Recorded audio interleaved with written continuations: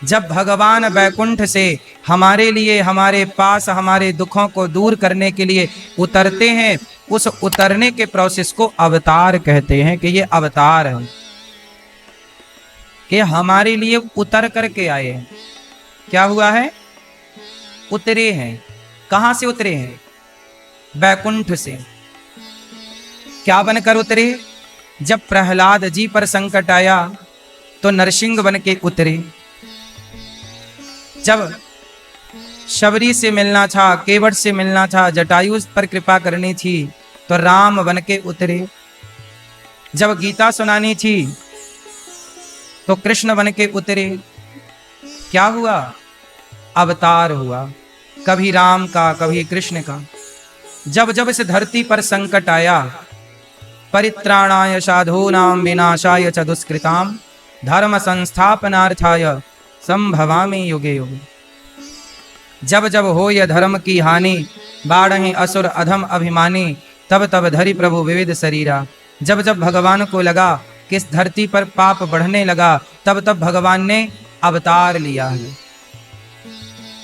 कभी राम का, कभी कृष्ण का, कभी नरसिंह का, कभी वामन का, कभी धनवंतरी का, कभी कच्छप का, कभी मोहिनी का। ऐसे भगवान ने अवतार लिए। तो आज तक भगवान ने कितने अवतार लिए? 24 अवतार लेकर के भक्तों पर कृपा की। वैसे अवतार तो बहुत हो चुके हैं, भगवान के अवतार इतने हैं कि आप गिन नहीं सकते। हरि अनंत हरि कथा अनंता, कहाँ है सुनहि बहु विधि सब संता।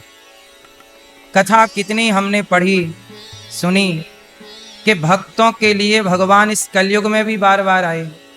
बताओ, क्या नानी बाई का मायरा भरने के लिए भगवान नहीं आए? आए ना, ये कलयुग में है। तो 24 अवतारों में उस अवतार की गिनती नहीं है जब नानी बाई का मायरा भरने के लिए भगवान आए और नानी बाई का मायरा भर के नरसिंह जी को दर्शन दे करके गए। उस अवतार का उल्लेख 24 अवतार में नहीं है, वो अवतार 24 अवतार से अलग है। तो एक बार भगवान धन्ना जाट की गैया चराने आए, वो अवतार भी 24 अवतार से अलग है। कर्माबाई की खिचड़ी खाने जगन्नाथ जी गोद में बैठते और कर्माबाई के हाथ से खिचड़ी खाते, वो अवतार 24 अवतार से अलग है। अनेक अवतार हुए। उन अनेक अवतारों में भगवान ने अनेक लीलाएं की।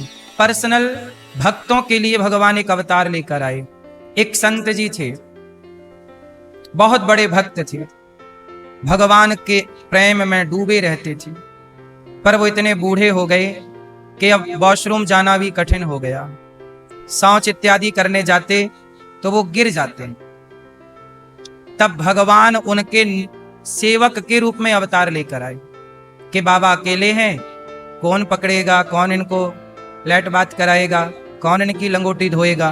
तो सोचिए, वो जगत का पालनहार, ब्रह्मांड नायक, जिसके चुटकी बजाने से संसार बन जाता है और प्रलय हो जाता है, जो ब्रह्मा को पैदा करते हैं, वो एक साधु के सेवक बनकर प्रकट हुए और बाबा जी को ले जाते। बाबा जी, मैं आपका चेला हूं, आपकी सेवा कर दूं?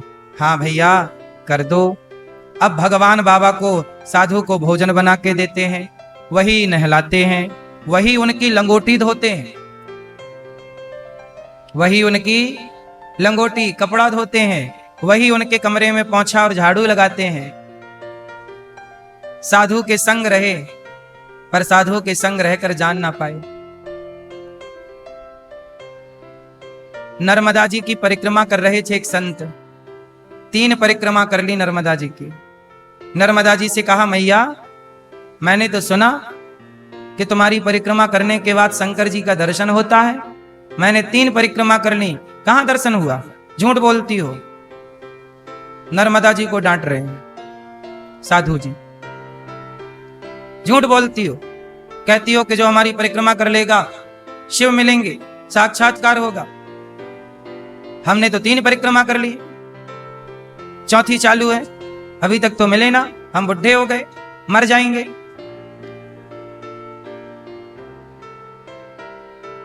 तभी साधु जी ये बोल के घाट में नर्मदा जी को और आगे परिक्रमा में चल पड़े। नर्मदा जी की आगे जब चले तो उनका शरीर बूढ़ा हो गया था। परिक्रमा लगाते थे, चलते रहते थे, एक जगह ठहरते नहीं थे संत। तो उन्हें एक हलवाई मिल गया। बोले बाबा मैं तुम्हारा सेवक बनूं, तुम्हारा ये झोला मेरे कंधे पे रख दो और मैं तुम्हारा झोला उठाऊं, जहां तुम्हें भूख लगे तुम्हारी भोजन की सेवा करूं। हाँ भैया, एक सेवक की जरूरत थी, तुम बढ़िया चेला बन जाओ, सेवा करना। ठीक है। और वो जो चेला बनने आया वो कोई और नहीं, भगवान शंकर बाबा जी का झोला लेके पीछे पीछे चल रहे हैं। बाबा जी रात को रुके तो शंकर जी उनके लिए भोजन बना रहे हैं। ऐसे करते करते 2.5 साल हो गए। शंकर जी साथ थे 2.5 साल से। शंकर जी कभी लंगोटी धुल रहे हैं, कभी झोला उठा रहे हैं, कभी भोजन बना रहे हैं। चौथी परिक्रमा बाबा जी की पूरी होने को आई। चौथी परिक्रमा पूरी होने को आई तो फिर कहा, अरे नर्मदा मैया 4 परिक्रमा हो गई तुम्हारी, अभी तक तो दर्शन हुआ नहीं। और कह के बाबा जी रोने लग गए। साधु जी ने कहा, हमने तो पूरी जिंदगी तुम्हें दे दी, तुम्हारे चक्कर काटने में लगा दी, क्या अभी भी हम 84 के चक्कर में पड़े रहेंगे? कह के बाबा जी रोने लग गए। और जब रात्रि हुई तो रात्रि में बाबा जी जब सोए तो नर्मदा मैया सपने में आई। बोली, बाबा तू रोता क्यों है? तूने मेरी परिक्रमा लगाई है, तेरी परिक्रमा व्यर्थ छोड़ी जाएगी। ये जो तेरा हलवाई है, पांव पकड़ लेना कल, वही भगवान है, तेरी सेवा में रहते हैं सालों से। अब बाबा की तो रात को ही आंख खुल गई। और जब आंख खुली तो सपना याद के नर्मदा मैया आके बोली कि ये हलवाई साक्षात शंकर हैं। अब उठा, साधु जी उठे और ढूंढे हलवाई कहाँ सो रहा है। यहां वहां देखा तो जहां साधु पड़े थे, साधु जी के पांव के पास वो हलवाई कहां सो रहा था? साधु के चरणों में, बिल्कुल जमीन पे बोरा बिछा के। साधु जी उठे और पांव पकड़ लिए, हे प्रभु क्षमा कीजिए, आपने बड़ी सेवा की, आपने मेरा झोला उठाया, आपने मेरी लंगोटी धोई, आप क्षमा करो भोलेनाथ। हलवाई उठा, रे गुरुजी आप क्या कर रहे हैं? मैं आपका चेला हूं। नहीं आप ना छिपाओ, नर्मदा मैया ने बता दिया कि आप भगवान शंकर हो। भगवान मुस्कुराए, बता दिया नर्मदा जी ने। अब प्रभु दर्शन दो। तब भोलेनाथ प्रकट होके साक्षात दर्शन देते हैं। चरणों में गिर पड़े साधु जी, प्रभु क्षमा कर दो, बड़ा अपराध हुआ, जाने अनजाने में हमने आपको डांटा, आपको हमने कितनी बार डांटा होगा, कितना काम कराया, हे प्रभु क्षमा कर दो। अब ये बताओ, आप ये कैसे कह सकते हैं कि आपकी सेवा में जो है वो ईश्वर नहीं है? इस संसार में कोई आपका निस्वार्थ भाव से सेवक भी हो तो समझ लेना कि आप यदि सच्चे अच्छे प्रेमी हैं और आज के इस कलिकाल में कोई निस्वार्थ आपकी सेवा कर रहा है तो वो कोई इंसान नहीं हो सकता, भगवान ही आपके आसपास होते हैं, पर आप पहचान नहीं पाते। ना जाने किस रूप में नारायण मिल जाए। कोई भगवान शंख चक्र लेके थोड़ी प्रकट होंगे कि लो में आ गया, पहचान लो। भगवान के अवतार कितने हैं, आप पृथ्वी के धूल कण गिने जा सकते हैं, पृथ्वी के धूल कण गिने जा सकते हैं, पर भगवान के अवतार गिने नहीं जा सकते। कितने अवतार हैं जो भगवान के भक्त हैं। भक्त मालूम एक कथा है, कोई गरीब ब्राह्मण था, बेचारा बड़ा गरीब।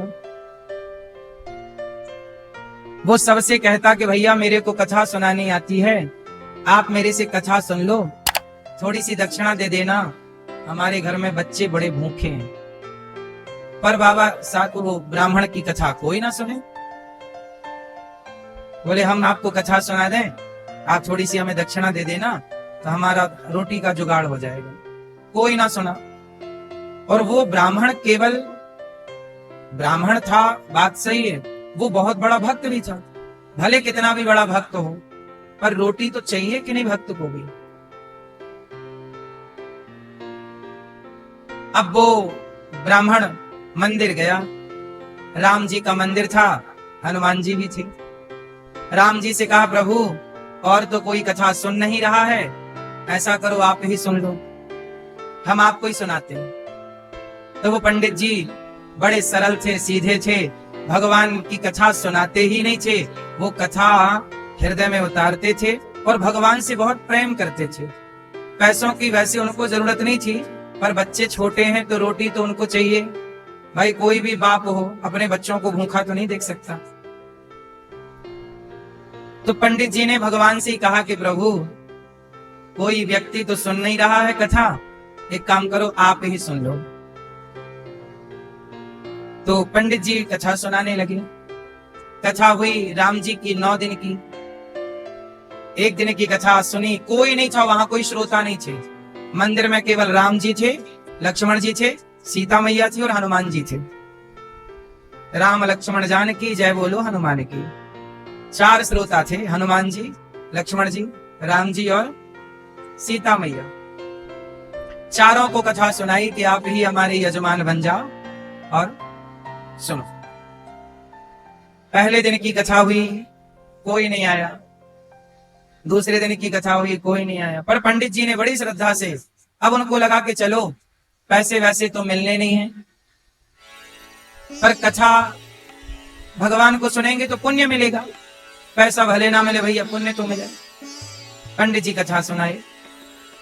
आज कथा का 9वां दिन था। ये विश्राम दिन की कथा थी।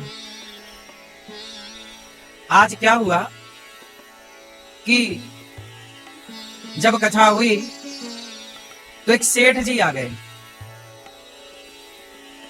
पंडित जी कथा सुनाने आए कि वहां पर कोई सेठ जी आ गए। जब सेठ जी आए तो राम जी और हनुमान जी की बात हो रही थी। राम जी बोले हनुमान जी, ये पंडित जी बेचारे रोज कथा सुनाते हैं, आज आखिरी दिन है, ऐसा करो कि दक्षिणा वगैरह थोड़ी बहुत व्यवस्था करो। ये बात किसने कही? राम जी ने कही मंदिर में हनुमान जी से। अच्छा, वहीं पर संयोग से सेठ जी बैठे थे। ये कोई सेठ वहां गांव का कोई बड़ा आदमी रहा होगा, मुखिया सरपंच वगैरह। हनुमान जी और राम जी की बात हुई तो राम जी बोले, हनुमान जी बोले प्रभु कितनी दक्षिणा की व्यवस्था करा दें? राम जी बोले 9 दिन कथा सुनाई है, कम से कम 1000 रुपया कहो, 1000 रुपया की व्यवस्था कराओ। हनुमान जी बोले तो ठीक है, आज पंडित जी को 1000 रुपया देंगे। ये बात एक सेठ जी ने सुन ली कि आज पंडित जी को 1000 रुपया मिलना है। अब सेठ जी सुन गए। अच्छा, वो सेठ जो था वो भगवान को नहीं मानता था, वो तो पता नहीं क्यों आके आज वहां थका हारा बैठ गया। वो बातें सुन ली, वो बड़ा नास्तिक था। अब पंडित जी आए रोज की तरह कथा सुनाने। तो सेठ जी बोला, पंडित जी आप रोज कथा सुनाते हो, पर ऐसा करो कि आज की कथा में आपको जितना पैसा मिले वो सारा पैसा आप हमें दे देना और हम आपको 500 रुपया देंगे। तो सेठ जी को लगा कि 1000 रुपया मिलना है तो 500 पंडित जी ले लेंगे, सौदा कर लूं मैं। अच्छा, पंडित जी को पता नहीं था कि राम जी और हनुमान जी की क्या बात हुई, पर यह बात सेठ जी को पता चल गई। तो सेठ जी को तो कन्फर्म था कि 1000 रुपया मिलने हैं। तो पंडित जी से बोला कि देखो आपको कोई पैसा तो मिलता नहीं है, लेकिन आज श्रोता आए और जितनी चढ़ोतरी होगी उसमें ऐसा करना कि हम 500 रुपया तो आपको अभी दे रहे हैं, ये लो। तो सेठ जी ने तो 500 पहले दे दिए, लो पंडित जी, अब जो भी चढ़ोतरी होगी वो मेरी होगी। पंडित जी भी सोचे कि 9 दिन में तो 1 रुपया नहीं आया, अच्छा हुआ कि 500 पहले ही मिल गए, इससे बच्चों की दाल रोटी तो चल ही जाएगी। तो तो पंडित जी भी बेचारे मरता क्या ना करता। पंडित जी बोले पता नहीं 9 दिन में जब 1 रुपया नहीं आया, 8 दिन में तो आज भी आएगा, इसकी क्या गारंटी है। पर सेठ जी 500 पहले ही दे रहे हैं तो बढ़िया।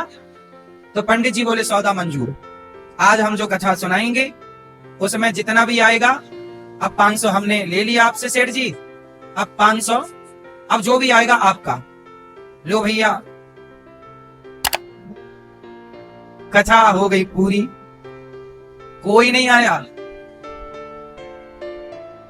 सेठ जी को बड़ी गुस्सा आई, हे भगवान, ये देवता भी झूठ बोलते हैं। बोल रहे थे कि पंडित जी को शाम को दक्षिणा में 1000 देंगे, इस चक्कर में मैंने अपने 500 दे दिए और अभी तक तो कोई आया नहीं श्रोता 1000 रुपया चढ़ाने। ये हनुमान जी कह रहे थे कि आज 1000 रुपया दिलवाएंगे, अभी तक तो दिए नहीं। हे भगवान, घोर कलयुग, यहाँ देवता भी झूठ बोल रहे हैं। तो सेठ जी को बड़ी गुस्सा लगी, तो सेठ जी गए और हनुमान जी को 1 लाख जमाया, झूठ बोलते हो। और जैसे ही लाख जमाया तो हनुमान जी ने पकड़ लिए पांव। अब सेठ जी का पांव ना छूटे। तब तक पंडित जी ने कथा पूरी की। तो राम जी ने हनुमान जी से पूछा कि ये बताओ कथा पूरी हो गई, पंडित जी के 1000 रुपया पहुंचे कि नहीं। हनुमान जी बोले प्रभु 500 पहुंच गए हैं और 500 के लिए यजमान फंसा रहा। 500 पहुंचा दिए और 500 के लिए यजमान फंसा रखा है। सेठ जी बोले तो क्या 1000 हमसे ही दिलवाओगे। हनुमान जी बोले जल्दी 500 निकाल। नहीं निकालेगा तेरा पानी छोड़ेंगे। अब भैया उसने 500 निकाले, वो पंडित जी को, पंडित जी यहाँ पंडित जी को 500 और दिए। तब हनुमान जी ने कहा चलो हमारे यजमान सफल हुए और जितना बोला था 1000 रुपया पहुंच गए।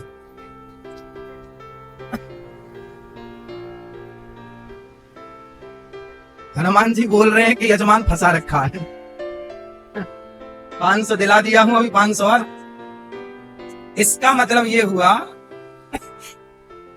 कि भगवान अपना कोई भी काम करते हैं तो आपसे और हमसे करवा लेते हैं, और जब हमसे और आपसे करवाएं, अब आप लोग गौरी गोपाल आते हो और आप दान करते हो यहाँ माताओं के लिए, अन्न क्षेत्र के लिए, गुरुकुल के लिए, तो आपको क्या लगता है आप दान करते हो? नहीं, हमारे भगवान भी आपसे करवाते हैं कि भाई यहाँ सेवा हो रही है, चलो करो। आपसे कराते हैं, इसी बहाने आपका धन धर्म से जुड़ जाता है। भगवान यही लीला करते हैं। भगवान कुछ करते नहीं हैं, करवाते रहते हैं। पंडित जी के 1000 रुपया दक्षिणा पूरी हो गई।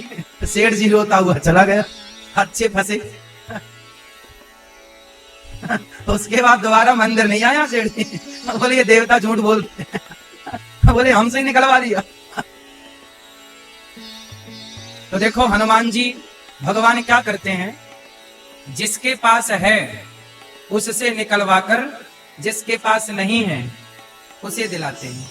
इसका मतलब ये हुआ कि यदि आपको भगवान धनवान बनाए हों तो समझ लेना कि ईश्वर ने आपको धन दिया ही इसलिए है कि आप किसी भूखे की भूख मिटाएं, किसी की सेवा करें। ईश्वर चाहते हैं कि आप अपने धन से किसी की सेवा करें।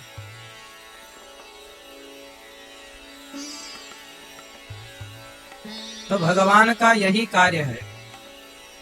भगवान है बड़े दयालु। कहते हैं ना, भूखा व्यक्ति घूम सकता है दिन भर, पर भूखा भगवान सोने नहीं देते। किसी ना किसी रूप में आकर भगवान ही सबका पेट भरते हैं। अजगर करे न चाकरी, पंछी करे न काम, दास मलू का कह गए सबके दाता, सबके दाता राम, सबके दाता राम। सबका काम भगवान करते हैं। राम झरोखा बैठ के सबका मुजरा लें, और जाकी जैसी चाकरी ताको तैसो दें। आज हमने कितना काम किया, आज हमने कितनी मेहनत की, ये आप लोग शायद ना देखें, पर भगवान ये सब कुछ देखते हैं कि आज आपने कितना काम किया। और जिसका जितना काम होता है उस हिसाब से ईश्वर उसे उतना दाम देते हैं। कोई गरीब है, कोई अमीर है, जिसका जैसा काम, जिसकी जैसी नियत, उसको वैसा परिणाम, वैसा फल ईश्वर देते हैं। इसलिए कहता हूं कि जब आप अपने हाथ से दान पुण्य करते हैं तो भगवान बड़े प्रसन्न होते हैं। भाई भगवान कब प्रसन्न होते हैं? ये भगवान तब प्रसन्न होते हैं जब आप सेवा करते हैं। जब ये दास अनिरुद्ध वृद्ध माओं की सेवा करता है, जब आप अपने माँ बाप की सेवा करते हैं, जब आप किसी भूखे के लिए दया करते हैं और उसे भरपेट भोजन देते हैं, तो ईश्वर खुशी से नाचते हैं कि भाई देखो मेरे भक्त को आज पेट भर भोजन मिल गया। जैसे बच्चों की प्रसन्नता में ही माँ बाप की प्रसन्नता होती है, ऐसे भक्तों की प्रसन्नता में ही भगवान की प्रसन्नता होती है। भगवान की कोई अलग से प्रसन्नता नहीं है। भगवान का दुख क्या है? भक्त का दुख ही भगवान का दुख। बच्चे का दुख ही माँ बाप का दुख है और बच्चे का सुख ही माँ बाप का सुख है। यदि आपका बच्चा दुखी है तो आप सुखी कैसे हो सकते हैं? बच्चे का दुख ही माँ बाप का दुख है और बच्चे का सुख ही माँ बाप का सुख है। ऐसे भक्त जब दुखी होता है तो भगवान दुखी हो जाता है। भक्त रोता है तो भगवान रोते हैं, भक्त हंसता है तो भगवान हंसते हैं। इसलिए आपकी प्रसन्नता ही ईश्वर की प्रसन्नता है। आपको क्या लगता है? आप लोग भगवान से बहुत प्यार करते हो ना? पर जितना, अच्छा ये बताओ, बच्चे माँ बाप से ज्यादा प्यार करते हैं कि माँ बाप बच्चों से ज्यादा प्यार करते हैं? ज्यादा प्यार कौन किससे करता है? बच्चे माता पिता से या माता पिता? कौन करता है? माँ बाप ज्यादा प्यार करते हैं बच्चों से। जितना प्यार माँ बाप करते हैं बच्चों से, उतना प्यार बच्चे कभी कर ही नहीं सकते अपने माँ बाप से। बच्चे अपने माँ बाप से इतना प्यार कभी नहीं कर सकते जितना प्यार माँ बाप बच्चों से करते हैं। उसी तरह कोई भक्त भगवान से इतना प्यार कर ही नहीं सकता जितना प्यार भगवान अपने भक्तों से करते हैं। भगवान का प्रेम भक्तों पे ज्यादा है। भक्तों का प्रेम ईश्वर के प्रेम के आगे केवल 10% या 20%।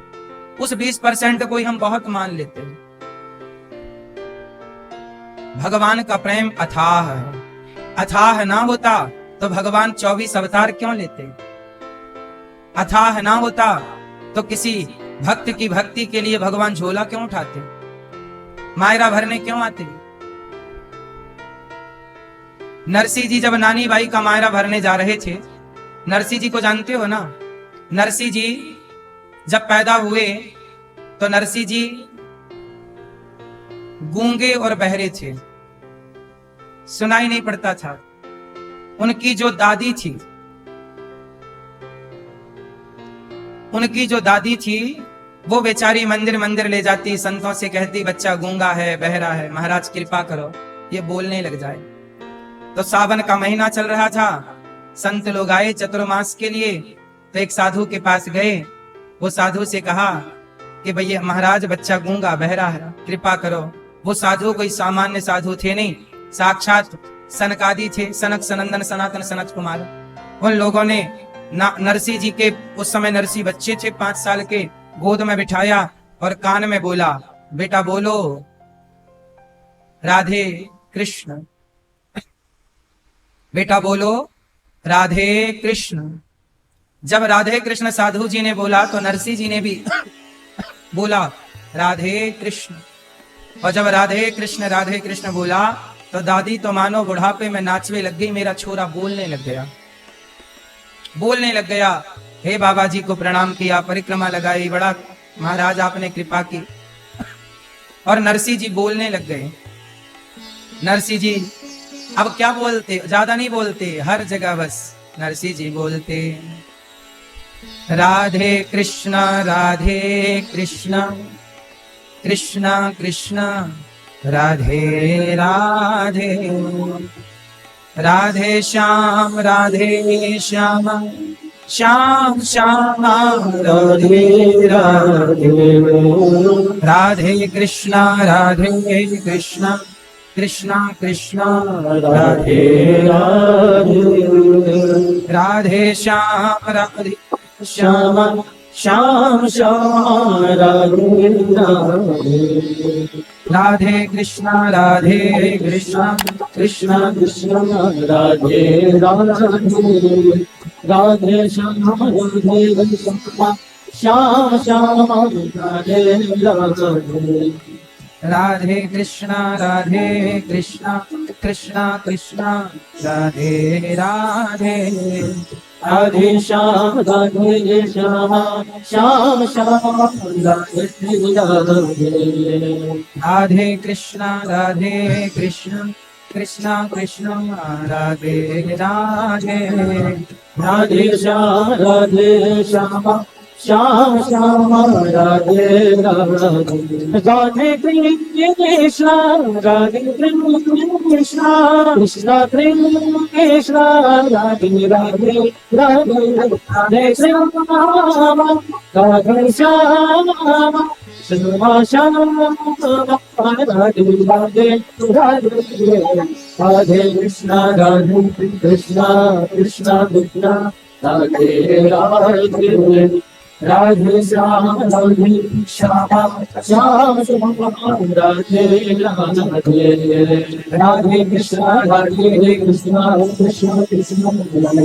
राधे, राधे श्याम राधे श्याम श्याम राधे राधे, राधे कृष्णा कृष्णा कृष्णा राधे राधे, राधे श्याम राधे श्याम श्याम राधे राधे, राधे कृष्णा राधे कृष्णा कृष्णा कृष्णा राधे राधे, राधे श्याम राधे श्याम राम श्याम राधे राधे, राधे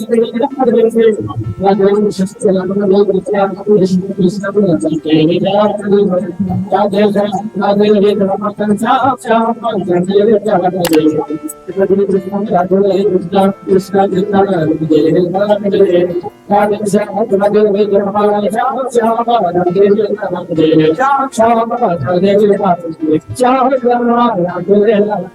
श्याम राम श्याम राधे राधे, नरसिंह जी राधे कृष्णा कृष्णा कृष्णा राधे राधे, राधे श्याम श्याम श्याम श्याम राधे राधे। भगवान नरसिंह जी पर कृपा की है, वो बोलने लगे, पर बोलते क्या? राधे कृष्ण राधे कृष्ण।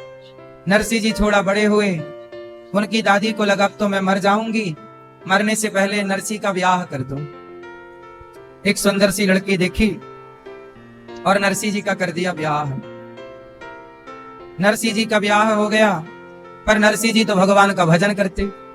इनके बड़े भैया थे, वो सरकारी कार्यकर्ता थे, तो सरकारी काम में पैसा मिलता तो भैया पैसा लाते, भाभी बनाती और मस्त नरसिंह जी खाते। एक दिन नरसिंह जी को डांट पड़ गई, भाभी ने डांटा। नरसिंह जी ने कहा, भाभी माँ वो थोड़ा गरम गरम फूली फूली जरा रोटी दे दो। तो भाभी बोली, करता धरता कुछ नहीं है, पड़ा पड़ा तुझे फूली फूली रोटी चाहिए। बासी रोटियां लाके रख दी भाभी माँ, ये खा, कुछ काम तो करता नहीं, पैसा कमाता नहीं है, अभी तो अकेला था, अब लुगाई और ले आया, तेरी लुगाई को भी खवाऊं, तुझे भी खवाऊं, तेरे बाप का ठेका ले रखा है। ऐसे बोल दिया तो नरसिंह जी बेचारे घर से चले गए। जंगल में एक शिव जी का मंदिर था, शिव जी के मंदिर पे पड़े रहे, शिव जी के ऊपर सिर रख करके। कई दिन बीत गए, माता पार्वती के संग शंकर जी निकले। शंकर जी ने कहा, पार्वती जी ने कहा, देखो कोई भक्त पड़ा है आपका, आपके शिवलिंग से लिपट करके। शंकर जी पहुंचे दर्शन देने। नरसिंह बेटा, नरसिंह जी बेहोश थे, शंकर जी की कृपा से होश आया। शंकर जी खड़े हैं साक्षात भोलेनाथ। नरसिंह बेटा, मैं तुम्हारी तपस्या से प्रसन्न हूं, सब लोग पानी चढ़ाते, दूध चढ़ाते, तुमने अपने आप को चढ़ा दिया है, मैं प्रसन्न हो गया बेटा, क्या चाहता है बोल। नरसिंह जी ने कहा, भोलेनाथ मुझको और कछु ना चाहिए, बस राधा कृष्ण मिलई दे। नरसिंह जी ने कहा, हे भोलेनाथ, हमें मुझको और कछु ना चाहिए, बस राधा कृष्ण मिलई दे। हे भोलेनाथ, बस आप इतनी कृपा करो कि हमें राधा कृष्ण भगवान का दर्शन हो जाए, हमें और कुछ ना चाहिए, ऐसी कृपा कर दो। देखिए शंकर जी से भी क्या मांगा नरसिंह जी ने, पद पदार्थ नहीं मांगा, सोना चांदी नहीं मांगा, नहीं, शंकर जी से क्या मांग सकते थे और शंकर जी सब दे दें, परंतु शंकर जी से क्या कहा, मुझको और कछु ना चाहिए, बस राधा कृष्ण मिलई दे। ऐसी कृपा करो भोलेनाथ कि हमें राधा कृष्ण भगवान का दर्शन हो जाए। ठीक है, शंकर जी बोले चलो। नरसिंह जी को ले गए और जहां वैकुंठ में, गौलोक में भगवान रास रचाते हैं अपने गोपियों के संग, उस रास में शंकर जी नरसिंह को लेके पहुंच गए। शंकर जी को देखकर भगवान कृष्ण बोले, भोलेनाथ आओ, पर ये बताओ, ये संसार का कौन प्राणी है, इसे क्यों ले आए। शंकर जी बोले, प्रभु मैं फंस गया इसके चक्कर में। कैसे? बोले, इसने वरदान मांग लिया मेरे से कि मुझे कृष्ण भगवान का दर्शन कराओ, राधा कृष्ण। अब जब वरदान ही मांग लिया तो मैं कैसे मना करता, मुझे लाना पड़ा। यह पहली बार हुआ कि धरती का कोई मनुष्य शरीर के साथ वैकुंठ पहुंचा हो। सोचिए, नरसिंह जी की भक्ति ने उन्हें वैकुंठ पहुंचा दिया। तब भगवान ने कहा, नरसिंह आओ, अपने रास में सम्मिलित किया, दर्शन दिया, नरसिंह को गले लगाया भगवान ने और कहा, नरसिंह जाओ, तुम मृत्यु लोक में जाओ और मेरी भक्ति का प्रचार करो, क्योंकि संसार के लोग मुझसे विमुख हो गए हैं। जाओ, मेरे गुणों का, मेरी कथा का, मेरे नाम का, मेरी करुणा का, मेरी कृपालुता का गुणगान करो और भक्तों के भीतर प्रेम जगाओ, जाओ मेरा प्रचार करो। तो नरसिंह जी भगवान की आज्ञा से, प्रभु क्या आपके वैकुंठ आकर भी क्या आपको छोड़कर जाना पड़ेगा। भगवान बोले, छोड़कर नहीं, घुंघरू बांध दी भगवान ने, ये घुंघरू ले लो, और केदार राग दे दिया। जब तुम ये केदार राग गाओगे तब तुम मुझे अपने पास पाओगे, जाओ। नरसिंह जी सोचिए, कौन है, कोई सामान्य है क्या? कोई भी भक्त सामान्य नहीं होता। भगवान अपने वैकुंठ से ही भक्तों को भेजते हैं भक्ति का प्रचार करने के लिए। इसलिए इस धरती पर जितने भगवान के प्रचारक हैं, ये सब भगवान के ही परिकर है, भगवान के ही धाम से आए हुए भक्त हैं, जो यहाँ पर केवल भक्ति का प्रचार कर रहे हैं। जन जन में भगवान के नाम को, कथा को यश गान करके लोगों के हृदय में भक्ति का दीपक जलाकर प्रचार कर रहे हैं। और बस ये काम करके नरसिंह जी आए, वापस आए, खूब प्रचार किया। नरसिंह जी की पत्नी थी, उनकी एक बेटी हुई। जब बेटी हुई तो उसका ब्याह कर दिया, पर ब्याह जिसके घर में हुआ वो लोग बड़े लालची लोग थे। जब नरसिंह जी की बेटी हुई तो मायरा भरने के लिए जाना था, तो इतना सामान लिखकर भेजा समधन पक्ष ने कि ये लाओ, ये लाओ, ये लाओ, ये लाओ, ये लाओ। नरसिंह जी तो गाड़ी में भरे चंदन बंदन तुम्बा तुम्बी चल पड़े। और नरसिंह जी आज अंजार नगर जा रहे हैं मायरा भरने, वो गाड़ी में भरे चंदन है, तुम्बा तुम्बी भरे। गाड़ी तक नहीं थी उनके पास, बैलगाड़ी। किसी के घर से बैलगाड़ी का चक्का मांगा, पहिया, किसी के घर से बैल मांगे तो लोग बूढ़े बैल दे दिए। किसी ने चक्का दिया तो एक चक्का छोटा एक चक्का बड़ा, तो टेढ़ी टापटी गाड़ी चली। पर नरसिंह जी बोले, चलो भगवान की गाड़ी भगवान पहुंचाएंगे। गांव से 10-5 किलोमीटर दूर ही चले थे कि आधी रात को जंगल में गाड़ी का पहिया ही टूट गया पुराना। जब गाड़ी का पहिया टूटा तब नरसिंह जी ने बुलाया। नरसिंह जी की गाड़ी बनाने भगवान आए। ऐसे हमारा और आपका काम बनाने भी भगवान ही आते हैं, हम पहचान नहीं पाते। नरसिंह जी पहुंचे। बाद में मायरा भरने भगवान आए। तब से भगवान को बोला गया सेठों के सेठ सांवरिया सेठ। तो ऐसे भगवान ने 24 अवतार लिए। नारद जी कहते हैं मैं दासी पुत्र था, वेद व्यास जी ने 17 पुराण लिखे पर शांति नहीं मिली। जब भागवत जी लिखी तब जाके शांति प्राप्त हुई। शांति कब मिलती है? जब भगवान की कथा सुनी जाए, जब भगवान का यश गान सुना जाए। वेद व्यास जी ने 17 पुराण लिख डाले पर शांति नहीं मिली। तब नारद जी ने कहा भागवत सुनिए, भागवत लिखिए, तब शांति मिलेगी। आत्मकथा सुना दी कि मैं क्या था। मैया, ओ मेरी माँ, ओ भैया, मोबाइल चला रहे हो सरकार, बैठ जाओ, कथा सुनने आए हो ना। दादाजी बैठ के चला लो मोबाइल। आप श्रोताओं की बहुत जिम्मेदारी है कि आप कथा में शांति बनाए रखें, ये सबकी जिम्मेदारी है। सबसे मेरी हाथ जोड़ के विनती है, अभी हम कथा के बाद सबको मिलेंगे, सब मिलिएगा, पर अभी बैठ के सुन लो थोड़ी सी। भगवान के धाम आए हो तो भगवान के धाम में भगवान की कथा मिल जाए, ये बड़ी कृपा है। शांति से जहां हो अभी कथा सुन लो, कथा के बाद सबसे मिलेंगे। बैठ जाओ, सब चुपचाप बैठो, शोर ना करो। नारद जी ने कहा कि मैं दासी का बेटा था, पर संतों की कृपा, भगवान की कृपा से मैं आज भगवान ब्रह्मा का बेटा बनके और भगवान का गुणगान गा रहा हूं। ये संतों की सेवा का परिणाम है। वेद व्यास जी ने भागवत की रचना की। भागवत प्रेम का ग्रंथ है। सर्व वेदेतिहासानाम सारम सारम समुद्रतम, सभी का सार भागवत जी में। सब तरह से जब नारद जी महाराज ने कहा कि भागवत की रचना की जाए, तब वेद व्यास जी ने अपनी कलम उठाई और भागवत जी की शुरुआत की। नारद जी कहते हैं देखो, वेद व्यास जी ने शुरुआत की। सवै पुंसाम परो धर्मो यतो भक्तिरधोक्षजे अहैतुक्य प्रतिहता ययात्मा संप्रसीदति। सब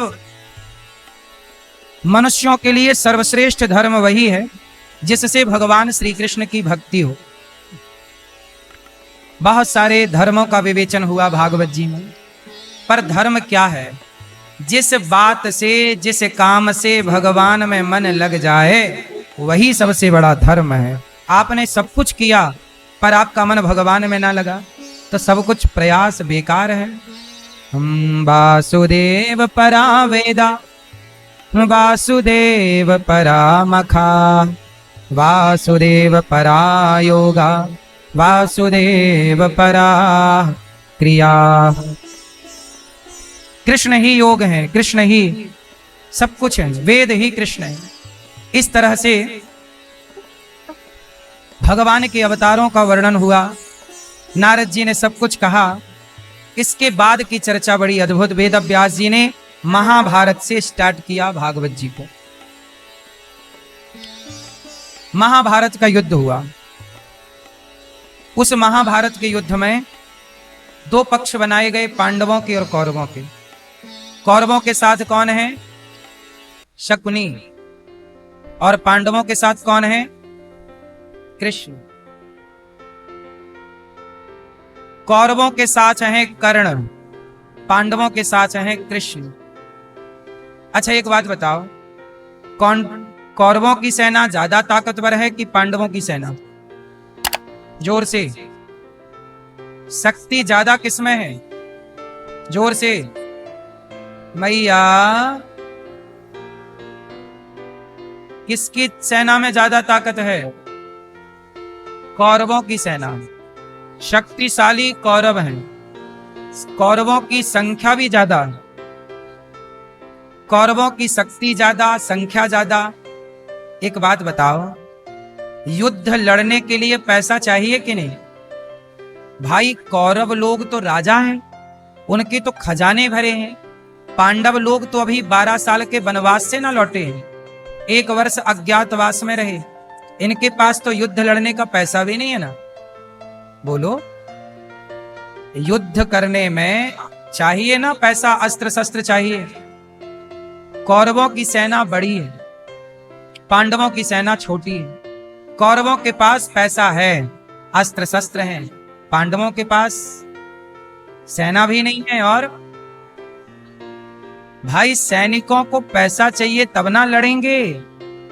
अब पांडव तो 12 साल से जंगल में लौटे, पांडवों के संपत्ति पर तो कौरवों ने पहले कब्जा कर रखा, इंद्रप्रस्थ पर सबना कब्जा कर लिया है। क्या बचा है? पांडवों की शक्ति नहीं है। पर एक प्लस पॉइंट है पांडवों के साथ कि पांडवों के साथ भगवान है। कौन है? जीतता वो नहीं है जिसकी ताकत ज्यादा होती है, जीतता हमेशा वो है जिसके पास धर्म की ताकत है। और जिस पक्ष में, अब बताओ, कौरव और पांडव दोनों में धर्म किस ओर था? शक्ति तो कौरवों की तरफ थी, पर धर्म, इसलिए कहता हूं शक्ति अपना अलग विषय है। शक्तिशाली लोग मुंह के बल गिर सकते हैं, पर धर्म वाला व्यक्ति कभी मुंह के बल नहीं गिरेगा। धर्मो रक्षति रक्षिता। धर्म किसी भी परिस्थिति में किसी को नहीं छोड़ना चाहिए। पांडव लोग 12 साल वनवास में रहे, पर उन्होंने अपना धर्म नहीं छोड़ा। पांडव लोग धर्म नहीं छोड़ते। आप लोगों के जीवन में जरा भी संकट आए, जरा कष्ट आए, तो आप धर्म ही छोड़ देते हैं। भगवान श्री कृष्ण ने पूरे महाभारत में किसको प्रधानता दी? धर्म।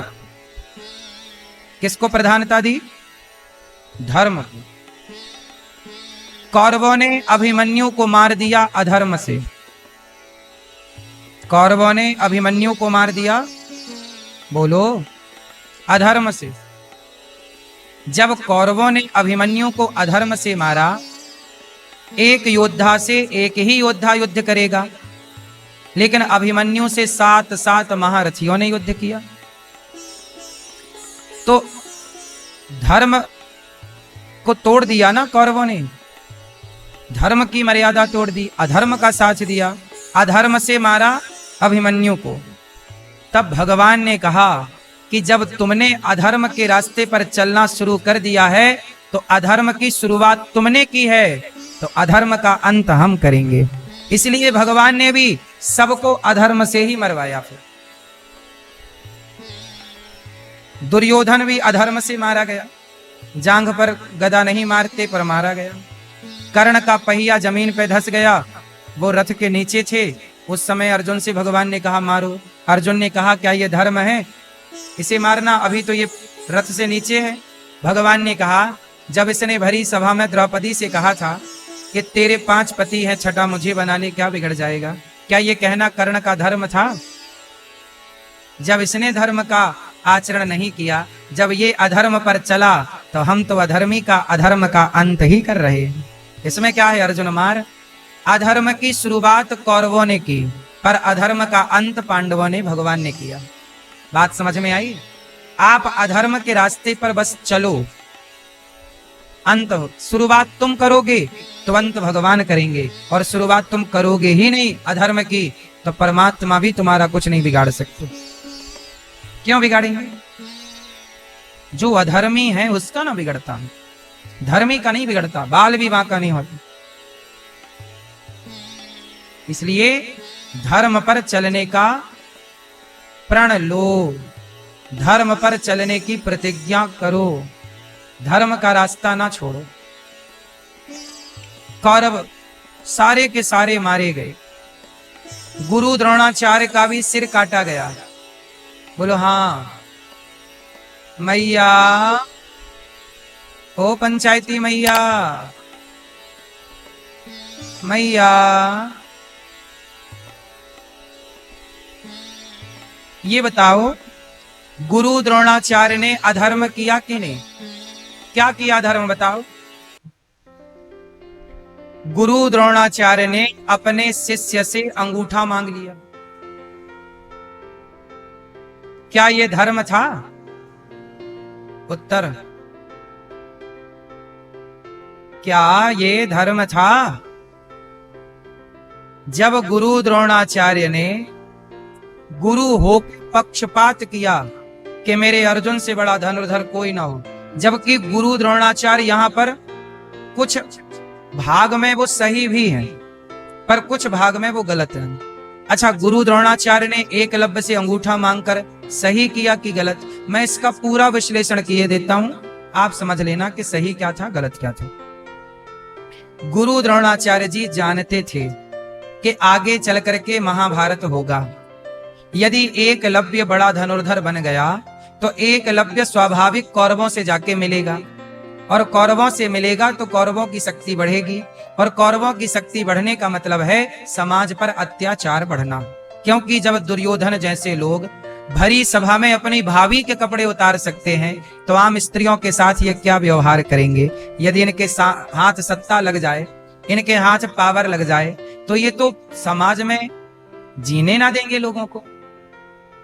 जब अपनी भाभी को वो निर्वस्त्र कर सकता है, भाभी द्रौपदी भाभी तो लगी ना, बड़े भैया धर्मराज की पत्नी है, तो भाभी मां के समान होती है। जब ये भरी सभा में अपने भाभी के कपड़े उतार सकता है, तो आम स्त्रियों के साथ क्या करेगा ये? तो गुरु द्रोणाचार्य को लगा कि यदि एकलव्य इतना बड़ा धनुर्धर बन गया और कहीं इसने दुर्योधन का साथ दिया, तो दुर्योधन वैसे भी कर्ण की ताकत पे गरजता है। दुर्योधन कोई अपनी ताकत पे नहीं गरजता था, किसकी ताकत पे? कि मेरा मित्र कर्ण है, और उसे यदि एकलव्य और मिल जाता तो और अत्याचारी होता। इसलिए गुरु द्रोणाचार्य ने भविष्य को भांप लिया। भविष्य को बोलो, भांप लिया मतलब देख लिया, समझ लिया। इसलिए गुरु द्रोणाचार्य ने एकलव्य से कहा कि तुम अंगूठा दे दो, मतलब युद्ध ना करना किसी भी पक्ष से। एकलव्य ने दे दिया। एक पक्ष तो यह है कि गुरु द्रोणाचार्य समझ गए, क्योंकि एकलव्य जो था वो इतना बड़ा योद्धा बनता तो कर्ण की यही तो इच्छा थी कि मैं अर्जुन को मारूं, क्योंकि कर्ण यदि अर्जुन को मार देते तो धरती के सबसे श्रेष्ठ धनुर्धर कर्ण हो जाते, और एकलव्य भी अर्जुन को मारता तब वो श्रेष्ठ धनुर्धर, क्योंकि किसी को भी श्रेष्ठ बनने के लिए अर्जुन को मारना पड़ता। चाहे कर्ण श्रेष्ठ बनते तो अर्जुन को मारे बिना वो श्रेष्ठ नहीं बन सकते थे, या एकलव्य भी अर्जुन को मारे बिना श्रेष्ठ।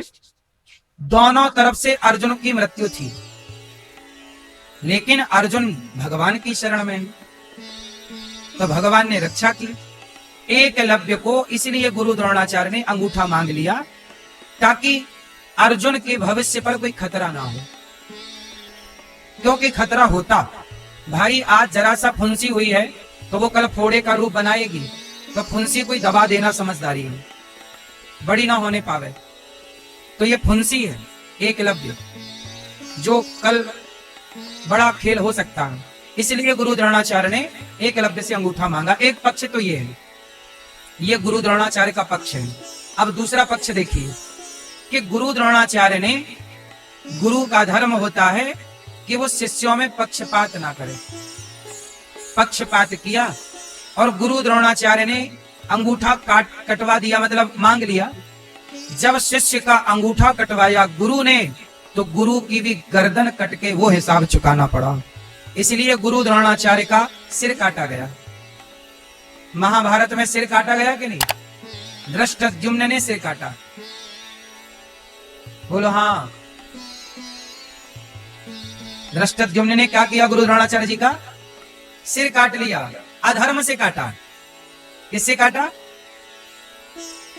गुरु द्रोणाचार्य के पास एक अफवाह फैलाई गई कि अश्वत्थामा मारा गया। तो गुरु द्रोणाचार्य ने धर्मराज युधिष्ठिर से पूछा कि क्या अश्वत्थामा मारा गया? तो कह दिया भगवान ने, भगवान कृष्ण ने धर्मराज युधिष्ठिर से कहा कह दो।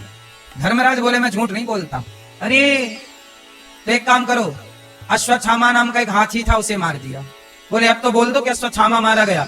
तो धर्मराज युधिष्ठिर ने कहा गुरुजी अश्वत्थामा मारा गया, और बाद में बोला नरोवा कुंजरोवा, वो हाथी है कि मनुष्य है। और जैसे ही वो नरोवा कुंजरोवा बोला, भगवान ने जोर का शंख बजा दिया, तो सुना ही नहीं पड़ा। इतना सुन पाए कि अश्वत्थामा, और उन्होंने तलवार धनुष छोड़ दिया पुत्र के वियोग में, जो कि हर पिता करता है। छोड़ दिया, दुख में डूब गए। उसी समय का फायदा उठाया धृष्टद्युम्न ने। गुरु द्रोणाचार्य ने एकलव्य का अंगूठा भी तो अधर्म से ही मांगा था। क्या शिष्य का अंगूठा मांगना धर्म था? जब आपने अधर्म किया है गुरुजी, तो फिर आपके साथ धर्म कैसे होगा? भले आप गुरु द्रोणाचार्य हैं, न्याय तो ईश्वर करता है ना। आप मत भूलिए कि कोई बैठा है जो हिसाब लेगा। अंगूठा कटवाया चेला का, तो गुरु को क्या कटवाना पड़ा? गर्दन कटवा के हिसाब चुकाना पड़ा। यही है ईश्वर की अदालत। तुम किसी का अंगूठा काटोगे, तुम्हारी गर्दन कटेगी। ये न्याय, ये धर्म है। गलत को ईश्वर कभी स्वीकार नहीं करते, गलत को परमात्मा कभी बर्दाश्त। इसलिए मेरी मां आपसे बार बार कहता हूं, गलत करने से बचो, हर गलत काम करने से डरो। कोई ना देख रहा हो तब भी ईश्वर देख रहे। ये मत सोचिएगा कि आपको कोई देख नहीं रहा। गुरु द्रोणाचार्य ने जब एकलव्य का अंगूठा मांगा, तब किसने देखा? कोई नहीं था वहां, पर विधाता ने देखा और परिणाम मिला। ईश्वर के घर देर है, अंधेर। प्रिय भक्तों,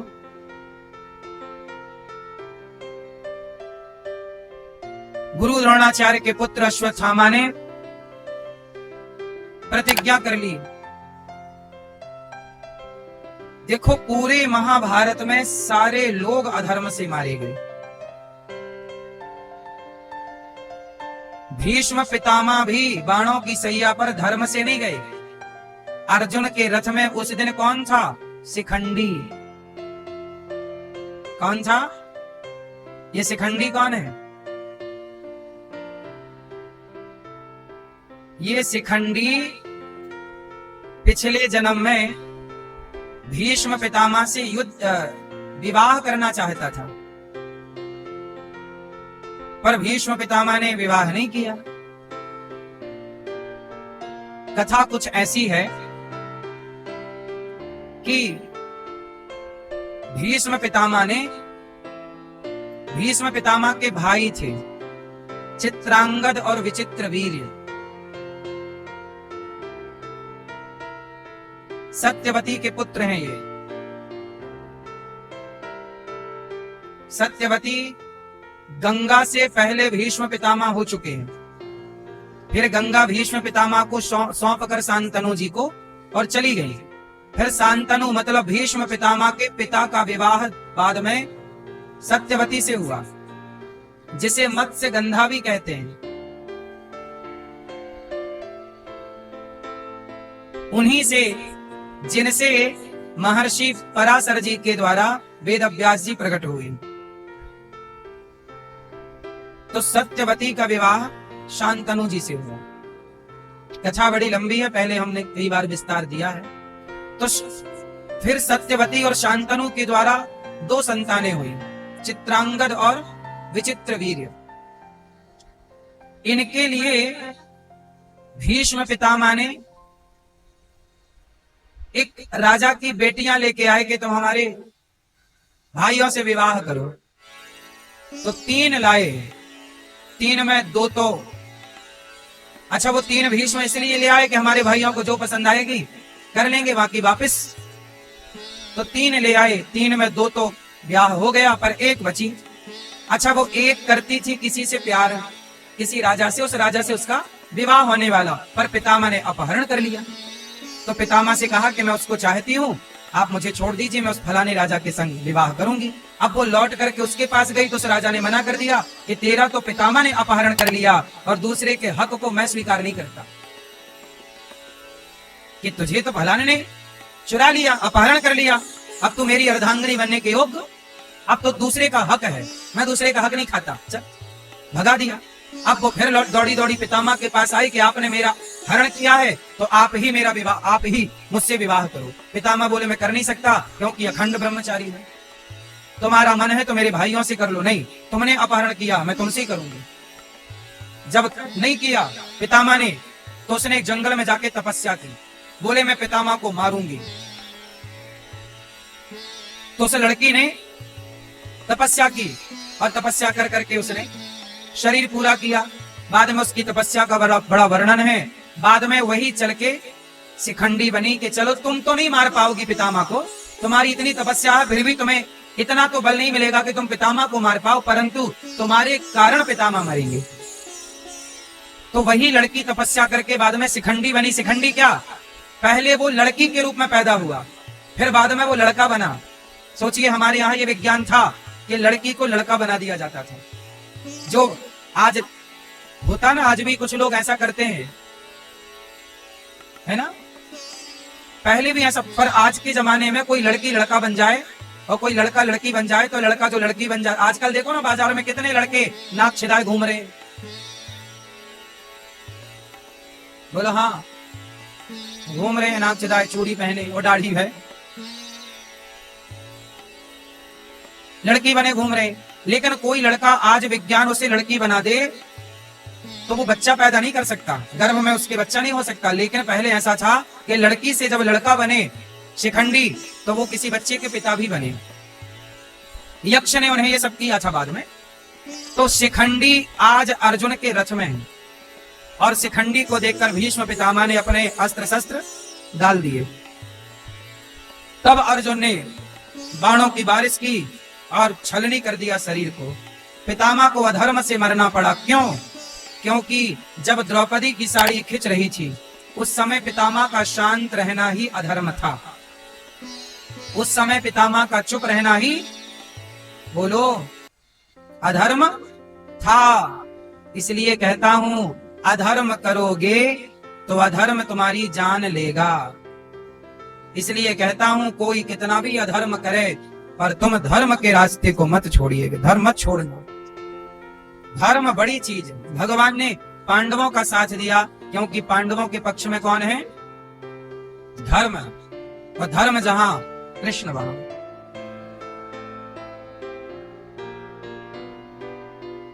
अब देखो महाभारत में, अच्छा ये बताओ महाभारत किसके कारण हुआ?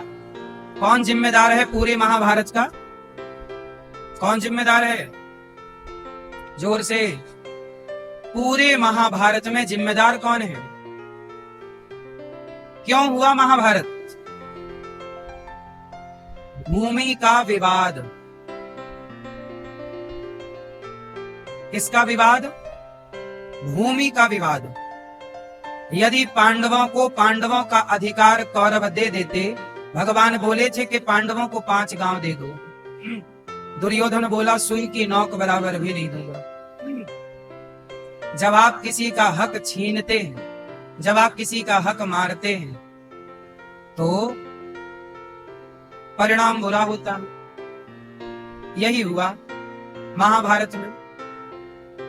पूरे महाभारत का एकमात्र काम था, धृतराष्ट्र यदि बंटवारा कर देते सही सही, पांडवों का इंद्रप्रस्थ जो छीना वो वापस दे देते तो महाभारत ना होता, सर्वनाश ना होता। इसलिए कहता हूं कि जब आप किसी दूसरे की संपत्ति पर नजर गड़ाते हो, दूसरे के धन का अपहरण करते हो, तो आप अपने नाश को चुनौती देते हो, अपने नाश का ही आप स्वागत करते हैं। इसलिए पूरे महाभारत का मुख्य कारण है सही बंटवारा ना होना। इसलिए हम सबसे कहते हैं कि आप लोग मरने से पहले अपने बच्चों का बंटवारा कर दो।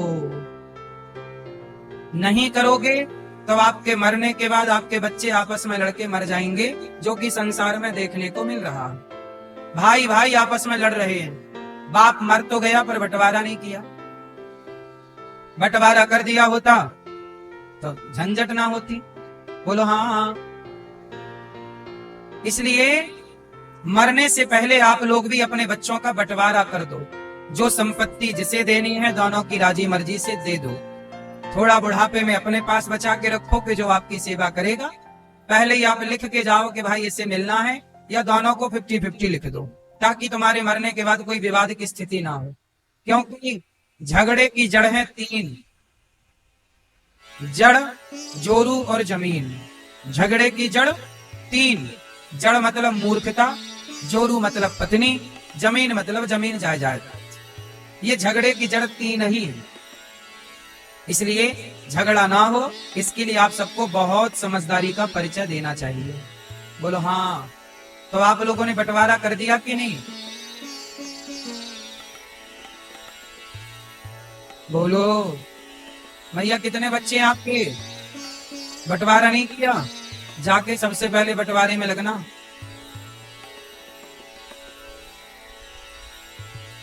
बंटवारा करना बच्चों का कि भाई ये तुम ले लो, ये तुम ले लो। दोनों की राजी मर्जी से बंटवारा करना, दोनों बच्चों की सहमति से। नहीं तो आपके घर में भी एक महाभारत खड़ा हो जाएगा। महाभारत इसलिए हुआ, इसलिए वेदव्यास जी ने महाभारत की घटना को लिखा, ताकि आने वाले लोग इस घटना को पढ़कर सबक लेते रहें कि ये गलतियां हम नहीं करेंगे, वरना हमारे घर में भी ये स्थिति उत्पन्न होगी। महाभारत में गुरु द्रोणाचार्य के पुत्र अश्वत्थामा ने दुर्योधन के कहने से द्रौपदी के 5 पुत्रों को मार दिया। माता शिशूनां निधनम, माता शिशूनां निधनम सुतानां निशम्य घोरम परितप्यमाना। जब द्रौपदी को पता लगा कि मेरे 5 पुत्रों को अश्वत्थामा ने मार दिया, तब द्रौपदी ने रोते हुए अर्जुन की ओर देखा, कहा पुत्रों की हत्या कर दी। अश्वत्थामा को अर्जुन पकड़ करके लाए कि तूने मेरे पुत्रों को मारा। अश्वत्थामा के ऊपर ब्रह्मास्त्र, अर्जुन के ऊपर अश्वत्थामा ने ब्रह्मास्त्र चलाया।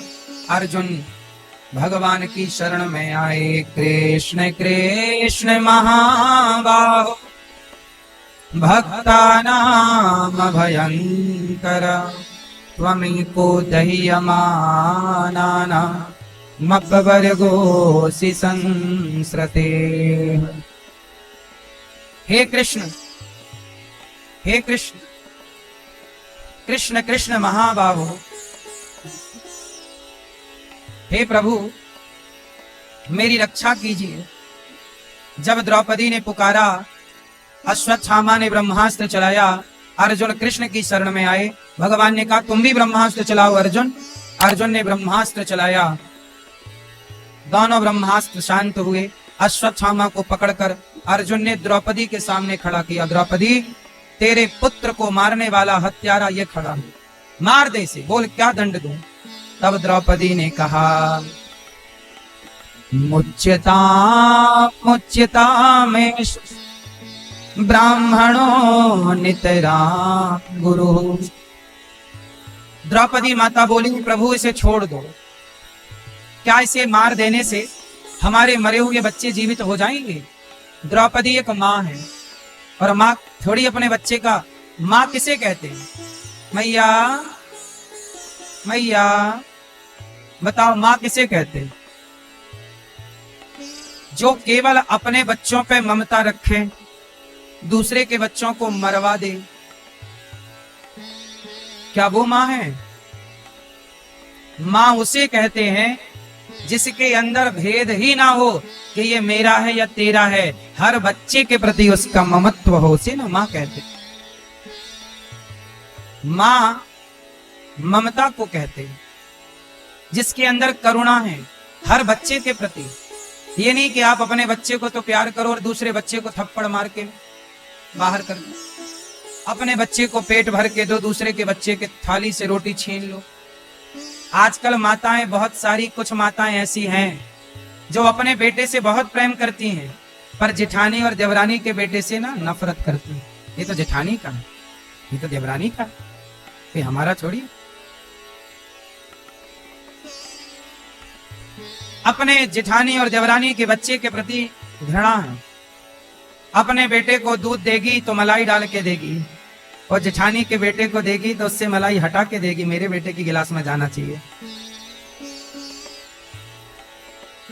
स्त्रियों के अंदर भी, कुछ स्त्रियों के अंदर कपट तो होता है। बोलो हाँ। ये स्त्रियां घर बैठे ही बेचारी पाप कमाती रहती हैं, कपट कर करके। अब जरा सी मलाई से कौन सा तुम्हारा बच्चा ताकतवर हो जाएगा, कि बिना मलाई के तुम्हारी जेठानी का बेटा कौन सा कमजोर होगा। होना कुछ नहीं उस मलाई से, लेकिन वो मलाई ये बता रही है कि आपके मन में कपट तो है, और वो कपट जो है वही पाप है, उसी का नाम पाप है। बोलो हाँ। कम से कम बच्चों में तो भेद ना करो। तुम माँ हो, तुम्हारे लिए तो सारे बच्चे एक से होने चाहिए, पर कलयुग तो है ही ना। कलयुग का प्रभाव कहां जाएगा। आजकल लोग अपने बच्चों की लड़ाई में खुद कूद पड़ते हैं, तेरे बेटे ने, तेरे बेटे ने।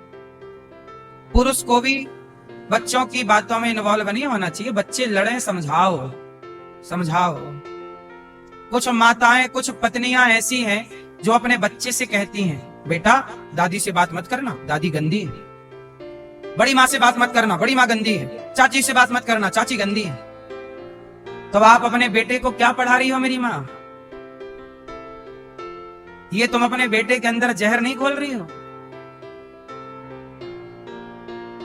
ये जहर तुम जिसके लिए घोल रही हो उसका तो कुछ ना बिगड़ेगा, पर ये जहर वापस तुम्हें ही भोगना पड़ेगा। वही बच्चा बाद में बोलेगा कि माँ गंदी है, हम माँ से बात नहीं करेंगे। इसलिए बच्चों का मन बड़ा पवित्र है। बच्चों को क्या मतलब कि तुम्हारी जेठानी देवरानी में लड़ाई चल रही है। भाई ये बताओ, आपके घर में कट्टर दुश्मनी चल रही है भाई भाई की, पर दोनों के बच्चे एक साथ खेलते हैं कि नहीं? लेकिन आप लोग क्या करते हो, नहीं अपनी तो उनसे लड़ाई चल रही, उनके साथ मत खेलना। क्यों भैया? बच्चों से नफरत। क्या ये नफरत, क्या ये ईर्ष्या, क्या वो परमात्मा नहीं देख रहा है? तुम्हारी लड़ाई से तुम लड़ते, पर बच्चों से तो प्रेम का व्यवहार करते। बच्चों ने क्या बिगाड़ा था आपका? बच्चों से तो घृणा ना करो। जब आप बच्चों से घृणा करेंगे तो ईश्वर आपसे प्रेम कैसे करेगा? अरे जिसके भीतर सबके लिए प्रेम है उसी से परमात्मा प्रेम करता है। आपके अंदर घृणा है तो ईश्वर भी आपसे कहेगा तेरे अंदर घृणा है, इसलिए मैं तेरे से घृणा करता हूं, मैं तेरे से प्यार क्यों करूं? प्रेमी से ही प्रेम किया जाता है। बोलो, प्रेमी से ना प्रेम किया जाएगा, घृणा वाले से क्या प्रेम होगा? क्या ईश्वर तुम पर कृपा दृष्टि डालेंगे? इसलिए मेरी मां, पहली बात तो आप लड़ाई करो मत, और किया है तो आपकी लड़ाई में आप तक ठीक है। बच्चों को इन्वॉल्व ना करो। तुम्हारे जेठानी का बेटा है या देवरानी का है, वो तुम्हारे घर आए, तुम अपने बच्चों को भोजन कराओ तो उसे भी कराओ। पर ऐसा क्या होता है, माँ कहती है मेरा बेटा आजा तू भोजन कर ले, और जेठानी का बेटा चल आ गया चल। अब बताओ, एक बच्चा भोजन के टाइम आया, आपने अपने बच्चे को भोजन दिया और दूसरे बच्चे को दुत्कार के बाहर कर दिया। आपने सुना नहीं क्या कि बच्चों में ईश्वर का वास होता है? आपने उस बच्चे को ना दुत्कार के भगा दिया, परमात्मा को ही आपने दुत्कार के भगा दिया। चल अब बताओ, गौरी गोपाल में कोई भी भक्त आता है, सबको पेट भर भोजन मिलता है कि नहीं? बच्चा हो बूढ़ा हो सबको मिलता। क्या हम यहाँ किसी को भोजन दे रहे हो और किसी को ना दे रहे हो, क्या ये भेद हम कर रहे हैं? यदि मैं ये भेद करूंगा तो ईश्वर की नजर से गिर जाऊंगा। इसलिए गौरी गोपाल में सारी व्यवस्थाएं एक सी सबके लिए। बोलो हाँ कि ना? सोचिए, आप भोजन के टाइम पर किसी बच्चे को बाहर कर देते हैं, लेकिन गौरी गोपाल में 24 घंटे भोजन चलता है। हम तो बुला बुला के आप लोगों से कथाओं में कहते कि वृंदावन जब भी आना तो भोजन प्रसादी पाने गौरी गोपाल आना। देखो, ना जाने किस रूप में नारायण मिल जाए। आप किसी का पेट कभी नहीं भर सकते मेरी माँ, सबके पेट भरने वाले तो परमात्मा है। लेकिन आपने अपने से व्यवहार से अपने पाप का परिचय दिया है, इससे आपके पाप की वृद्धि होगी, पाप बढ़ेगा। कि आपने किसी को भगा दिया। चल, वो किसे भगाया? तुम्हारे अपने परिवार के एक बच्चे को, जो तुम्हारी जेठानी या देवरानी का बेटा था। धर्म तो ये कहता है कि भोजन के समय दुश्मन भी आ जाए तो हाथ जोड़ के कहो भैया आओ भोजन कर लीजिए, भैया आइए प्रसाद खा लीजिए। बोलो हाँ। इसलिए मेरी माँ इस लड़ाई, इस झगड़े से क्या पाया? लड़ाई करते करते सदियां बीत गईं। सिकंदर आया, औरंगजेब आया, लड़ाई की, मारा। औरंगजेब ने तो अपने बाप को ही मार दिया। मारा, काटा, कितनों को मारा, कितनों को मारा, कितनों का खून बहाया। अब बताओ, क्या बचा वो औरंगजेब? बचा वो सिकंदर? क्या पाया मार काट के? कौन सा यश पाया? क्या तुम मरे होगे तो क्या ईश्वर के द्वार पे तुम्हारा सम्मान हुआ होगा? ईश्वर यही तो बोले होंगे कि तुमने निर्दोष लोगों की हत्या की है, तुमने अपने बाप को मारा है, बच्चों को मारा, स्त्रियों को मारा, गर्भवती नारियों को मारा, लड़कियों के साथ बलात्कार किया। क्या ईश्वर तुम्हें वहां सिंहासन पर बिठाकर तुम्हारा सम्मान कर रहे होंगे? राज राजे रहे ना वो रानी रही, ना बुढ़ापा रहा ना जवानी रही। ये संसार छोड़कर जाना है, इसलिए ज्यादा पाप में ना उलझो, क्योंकि ये अपना नहीं है। हमारा और आपका यहां पर सब कुछ समाप्त होना है। यदि कुछ रह जाएगा तो जानते हो क्या रह जाएगा? इस धरती पर यदि कुछ शेष रहेगा तो क्या रह जाएगा? हमारा और आपका किया गया पाप और पुण्य। इसलिए हम आपसे कहते हैं कि पाप करने से बचो। जो व्यक्ति पाप कर रहा है वो पाप करके पाएगा क्या? पता नहीं लोग क्यों पाप करते हैं, पता नहीं लोग क्यों अपराध करते हैं, पता नहीं लोग क्यों नहीं समझते। तुलसीदास जी हमेशा एक बात कहते हैं कि शरीर हमारा एक खेत है और पाप और पुण्य के दो बीज हैं। शरीर के खेत में बुवाई किसकी हुई? पाप और पुण्य की। शरीर हमारा खेत है और पाप पुण्य की बुवाई हम स्वयं कर रहे हैं। इस खेत में हम क्या बो रहे हैं? या पाप, या जो हम बोएंगे वो हमें उसी की फसल काटनी है। पाप बोया है तो पाप बढ़ के मिलेगा, पुण्य बोया है तो पुण्य बढ़ के मिलेगा। घृणा बोई है तो घृणा मिलेगी, नफरत बोई है नफरत मिलेगी, और प्रेम बोया है तो प्रेम से परमात्मा गले लगाएंगे आप।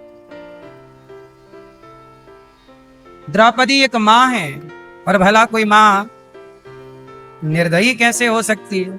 इसलिए आप लोग कैसी मां बनना? दयावान। क्या बनोगे मेरी मां? हाँ, दया से भरी हुई। भगवान ने द्रौपदी के पुत्रों को मारने वाले अश्वत्थामा की सिर की मणि निकाल ली। ब्रह्म बंधुर्न हंतव्या तताई बधारणा मयैवो भयमामनाथं परिपाहि अनुशासनम। छोड़ दिया उसके सिर की मणि निकाल के। उत्तरा के गर्भ को नष्ट करना चाहा, उत्तरा शरण में आई। पाहि पाहि महायोगिन देव देव जगतपते। भगवान ने उत्तरा के गर्भ की रक्षा की। अब कुंती बुआ भगवान से कहती हैं, प्रभु हमें आप विपत्ति दीजिए। कुंती बुआ ने कहा, कृष्णाय वासुदेवाय देवकी नंदनाय च नंद गोप कुमाराय गोविंदाय नमो नमः। आज कुंती बुआ ने भगवान से क्या मांगा? दुख। नमः पंकजनाभाय नमः पंकजमालिने नमः पंकजनेत्राय नमस्ते पंकजांघ्रये। हे प्रभु, आप जिनकी नाभि से ब्रह्मा का जन्म स्थान है, कमल प्रकट हुआ, कमल में ब्रह्मा जी प्रकट हुए, जो सुंदर कमलों की माला पहनते हैं, जिनके नेत्र कमल के समान विशाल हैं, कोमल हैं, जिनके चरण कमलों का, जिनके चरण में कमल का चिन्ह बना हुआ है, ऐसे श्री कृष्ण को ये कुंती नमस्कार करती है। हे प्रभु, हे दीनबंधु, हे दीनानाथ, हे भक्त वत्सल, हे पतित पावन, हे करुणा निधान, आज मैं आपसे कुछ चाहती हूँ। क्या बुआ? विपत्ति। विपदा संतु नः सस्व तत्र तत्र जगत गुरु। विपत्ति क्यों मांगती हैं कुंती बुआ? कुंती बुआ कहती है कि कन्हैया, जब से सुख आया है मैं डर गई हूं कि कहीं इस सुख में आपका स्मरण भूल ना जाऊं। अच्छा तो वो दुख है जो बार बार आपकी याद दिलाता है जब जब विपत्ति आती है। हे प्रभु, दुखों से अगर चोट खाई ना हो तो कन्हैया तेरी याद हमें। सुख अच्छा नहीं है मेरी माँ, सुख तो भगवान को भुला देता है। जो सुखी हो जाते हैं वो भगवान को, कम लोग हैं जिन पर कृपा है जो सुखी होके भी भगवान को याद रखते। वो ऐसे लोग कम हैं जिन पर कृपा है वो सुखी होके भी नहीं भूले। वरना आज तो जरा सा धन धान्य आ जाए तो लोग कहाँ माँ बाप को याद नहीं रखते, तो भगवान की तो छोड़ दो। बोलो हाँ। परंतु कुंती बुआ बोली हमें सुख नहीं चाहिए प्रभु, दुख चाहिए। जबकि कुंती का बेटा धर्मराज युधिष्ठिर महाभारत जीतने के बाद पूरी दुनिया के राजा बन गए। राजा की माता कह रही है हमें सुख ना चाहिए, क्योंकि सुख आपसे दूर करने वाला है। इसलिए भगवान से ना सुख चाहो ना दुख।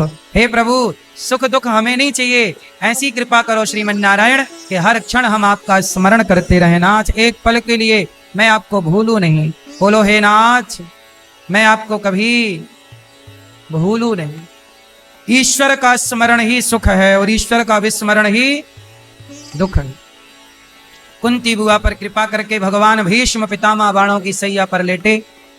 दर्शन करने के लिए भगवान भीष्म पितामह का दर्शन करने गए। पितामह ने भगवान की स्तुति की।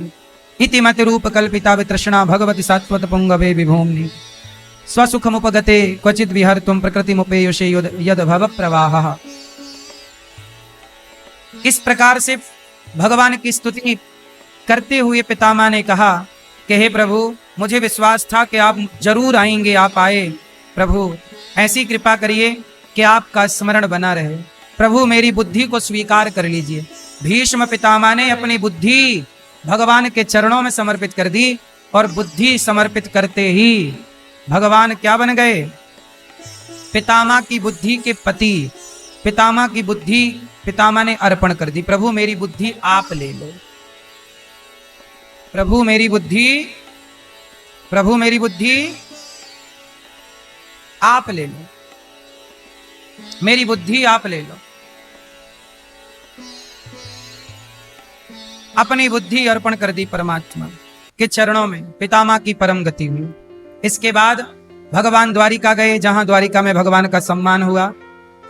धृतराष्ट्र गांधारी का कल्याण विदुर जी के द्वारा हुआ। इसके बाद भगवान लीला पूरी करके परम धाम को गए। राजा परीक्षित जी को एक संत का अपमान करने के कारण उन्होंने एक संत के गले में मरा सांप डाल दिया, जिसके कारण उन्हें 7 दिन में मरने का श्राप लगा। पुत्र को जन्मेजय को राजा बना के शुकताल गए। वहां सुखदेव जी आए। हाथ जोड़कर परीक्षित जी ने कहा, प्रभु मुझे 7 दिन में मरने का श्राप लगा है, बताइए मैं क्या करूं। सुखदेव जी ने कहा, वरी आने सते प्रश्न कृतो लोकहितम नृप। आपने बड़ा उत्तम प्रश्न किया है। जिसका समय कम है वो क्या करे? भगवान का चिंतन करे, कीर्तन करे। दोनों भगवत चिंतन में डूब गए सुखदेव जी और परीक्षित जी, कथा में डूब गए। हमारी आयु बहुत ज्यादा नहीं। मैं आप लोगों की बात नहीं करता, अपनी बात करता हूं। हमारी आयु बहुत ज्यादा नहीं है। इस आयु में हमें क्या करना चाहिए? जितनी भी आयु ईश्वर ने दे रखी है, हमें नहीं पता हमारी आयु कितनी है, पर जितनी आयु ईश्वर ने दे रखी है उस आयु के प्रत्येक क्षण को भगवान की और भगवान के भक्तों की सेवा में खर्च करना चाहिए।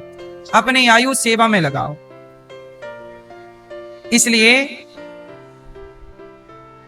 इसलिए हमें कोई कुछ भी कहता रहे, ढोंगी कहे, पाखंडी कहे, कुछ भी कहे, लुटेरा कहे, पर हम केवल सेवा पर ध्यान देते हैं। क्योंकि हमें पता है कि यदि हम आपसे लड़ने लग गए तो हम अपने रास्ते से भटक जाएंगे। और हमारा रास्ता आपके घर का नहीं है, हमारा रास्ता है ईश्वर तक पहुंचने का। बहुत दूर जाना है और समय बहुत थोड़ा है। थोड़े से समय में यात्रा लंबी करनी है। सोचिए अमेरिका इतने दूर है, अमेरिका जाना हो तो 18 घंटा लगता है भारत से, फ्लाइट में, आकाश में 18 घंटा रहना पड़ता, इतने दूर है। जब अमेरिका भारत से इतने दूर है और इतने दूर की यात्रा की तैयारियां इतनी हैं, तो जितने परमात्मा हैं तो परमात्मा के पास जाने की तैयारी है। बहुत दूर जाना है, वो परमात्मा पास भी है और दूर भी है। हम आए कहां से? ईश्वर के घर से, जाना कहां? वहीं जाना। तैयारियां क्या हुई? कोई तैयारी नहीं। तैयारी क्या है? मरने की तैयारी करो। हमने तो अपने मरने की पूरी तैयारियां कर ली, आपने करी कि नहीं? मरने की तैयारी क्या है? सबका भला करो, सबकी दुआएं लेते रहो, सबकी सेवा करो। सबसे बड़ी तैयारी है कि आप सबका ख्याल रखें, सबको भोजन दें, सबको अन्नदान दें। इसलिए गौरी गोपाल आश्रम में जब कोई रोती रोती माँ आती है तो उनके आंखों के आंसू पहुंचे जाते हैं, क्योंकि ये तैयारी है जाने की। क्या तैयारी? हमारे संग क्या जाएगा? वही जो हमने कमाया होगा। तो हम क्या कमा रहे हैं? आप बताओ कि अनिरुद्धाचार्य क्या कमा रहा है? हम पाप कमा रहे हैं इस संसार में आकर की पुण्य? बिल्कुल सूझबूझ के साथ बताइए, क्या कमा रहे हैं हम? क्या पुण्य कमा रहे हैं? समाज से भीख मांग मांग कर सेवा करना पुण्य है या नहीं? लोग कहते हैं कि वो तो मांग मांग के कर रहे हैं। हाँ, मांग मांग के तो कर रहे हैं, पर मांग मांग के कर रहे हैं। तुम भी मांग के कर लो। हमने अपने होशो हवास में पाप नहीं किया, कुछ कोई अनजाने में हो गया हो वो अलग विषय, पर सवेरे से लेकर सवेरा 8 बजता है, संत लोग आ जाते हैं गौरी गोपाल में। हजारों संत भोजन करने आ जाते हैं, सबको भोजन, हजारों संतों को भरपेट भोजन। आप सब भी चाहें तो संतों को भोजन बंटवाएं कि आज का भोजन संतों को हमारी तरफ से। ये संत लोग खड़े हैं, आप भी भोजन बंटवाओ कि आज की सेवा साधु की हम आज हमारी तरफ से रोटी बांटी जाएगी। आप भी एक दिन का अन्न क्षेत्र बंटवा लो कि आज की सेवा हमारी बेटी बेटा के जन्मदिन पर, शादी की सालगिरह पर आज का अन्न क्षेत्र हम कराएंगे। एक दिन की सेवा आप कर लो, या एक साधु को आप भोजन कराओ कि आज एक संत को हम भोजन कराएंगे। कोई एक अच्छा काम पकड़ लो, ये सेवा का यज्ञ है। जब आप भी इस सेवा से जुड़ेंगे तो आप भी पुण्य के भागीदार बनेंगे। पाप से बचो, पुण्य करो। ये बताओ, ये अन्नदान होता है गौरी गोपाल में, ये पाप है कि पुण्य है? ये हजारों साधु संत, कोई लंगड़ा बूढ़ा अंधा सब प्रकार के लोग आते हैं, भजन करने वाले, और दिन भर ये माला जपते हैं साधु। कितना पुण्य मिलेगा ना जब आपकी रोटी खा के संत भजन करेंगे। एक साधु को, 2 साधु को आप भी दीजिएगा। यहाँ पर 150 बच्चे पढ़ते हैं गौरी गोपाल गुरुकुल में। अभी एक गुरुकुल के बाद एक स्कूल बनाने का मेरा प्लान है, कक्षा 1 से 12वीं तक, जहां बच्चों को शिक्षा के संग संस्कार भी दिए जाएं। सीबीएसई बोर्ड का स्कूल होगा और भारत का ये पहला स्कूल ऐसा बनेगा जहां सीबीएसई बोर्ड की पढ़ाई बच्चों को ये दास निःशुल्क करवाएगा, आप सबके आशीर्वाद और सहयोग से। आज देश में परिवर्तन लाना है तो हमें और आपको कदम बढ़ाना पड़ेगा। आज देश की शिक्षा कितनी महंगी है, क्या शिक्षा भी पैसों में मिलनी चाहिए? शिक्षा पर तो सबका अधिकार है, शिक्षा पर तो सबका, लेकिन आज की महंगाई सबको अधिकार नहीं दे रही है। जिसके पास पैसा है वो पढ़ेगा और जिसके पास पैसा नहीं है वो नहीं पढ़ेगा। लेकिन ये दास आप लोगों से भीख मांग मांग कर इस देश को एक ऐसा विद्यालय देकर जाएगा, कक्षा 1 से 12वीं तक सीबीएसई बोर्ड, जो आप देखेंगे कि इतिहास में पहली बार ऐसा हुआ जहां इतनी अच्छी क्वालिटी की, जहां शिक्षा होगी पर वैदिक संस्कार भी हो। केवल लड़का लड़की पढ़ेंगे नहीं, पढ़ करके अच्छे नागरिक बनेंगे, अच्छी लड़की बनेगी, अच्छी बहू अच्छी बेटी बनेगी, अच्छा बेटा अच्छा नागरिक बनेगा। संस्कार, जहां बच्चों को हम अपने गीता भी थोड़ी सी पढ़ाएंगे, वेदों का सार भी पढ़ाएंगे, उपनिषद पढ़ाएंगे, कुछ कुछ अंश जो विशेष है। राजा परीक्षित जी को 7 दिन में मरने का श्राप लगा, जिसे मरना हो वो क्या करे, ये सवाल परीक्षित जी ने पूछा। सुखदेव जी ने भगवत चिंतन किया, बोले भागवत सुनो। दोनों भागवत जी के भगवान के चिंतन में डूब गए। आगे की चर्चा कल होगी।